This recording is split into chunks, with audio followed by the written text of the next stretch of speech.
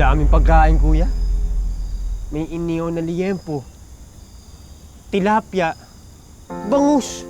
May lechon pa nga eh. Eh di sana pala pinagbalot mo ko. Kasi naman, pinagbantay pa ako ni Kuya Boss Kaydo eh. Di tuloy ako nakapunta sa birthday ni Ikong, sayang yun. Sarap pa naman nun. Bait ni Boss Carlos, no?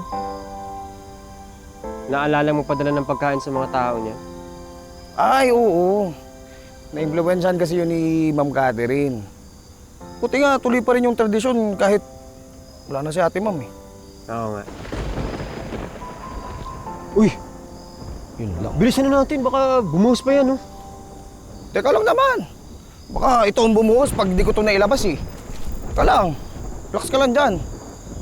Kuya naman, no, mali yan. Ang mali pag pinigilan ko to, magkakasakit pa ako sa bato. Di mo ba alam na fertilizer to? Eh di mo ba nabalitaan na pwede ka maengkanto dyan? Mga duwender yan.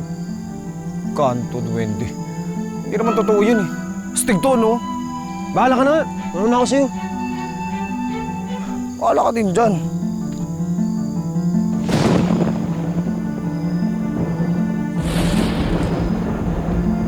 Bahala ka dyan. Hindi mo totoo yung mga duwende-duwende na eh.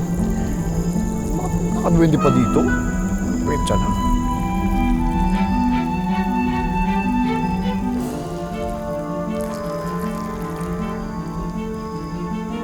Ate, Ma'am?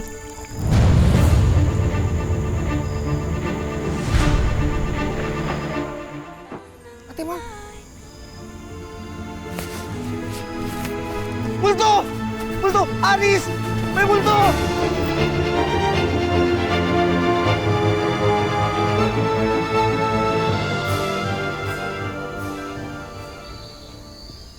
Kita-kita ko talaga yung multo, promise! Si Ma'am Catherine talaga yun! Kita-kita ko talaga yung tsura niya! Si Ma'am Catherine talaga yun, Ate Isay, promise! Akala ko ba hindi ka naniniwala sa multo? Noon yun! Ibang usapan na ngayon, no? Ate Isay, Kuya Minggoy, baka naman pwedeng makitulog sa inyo kahit ngayong gabi lang, oh. Sige na. Akala ko ba astig ka?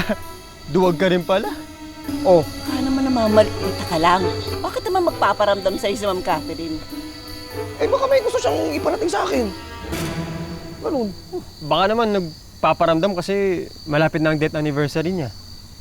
O baka naman hindi matahimik yung kaluluwa niya. Bakit hindi matatahimik ang kaluluwa niya? Eh di ba nga nahuli na yung pumatay sa kanya? Papaniwala ka sa mga multo na yan. Totoo yung multo na yan. Yun, Kuya Minggoy, nakita ko talaga eh. Si Ma'am Catherine talaga yun eh. Tanungin natin si Ophel. May third eye yun, nakakakita yun ng multo. Uy! Yan mo pala eh. Tara, puntahan natin siya ngayon, Ate Isay. Tara! Ano? Tara! Duwag ka naman, duwag yung anak mo eh.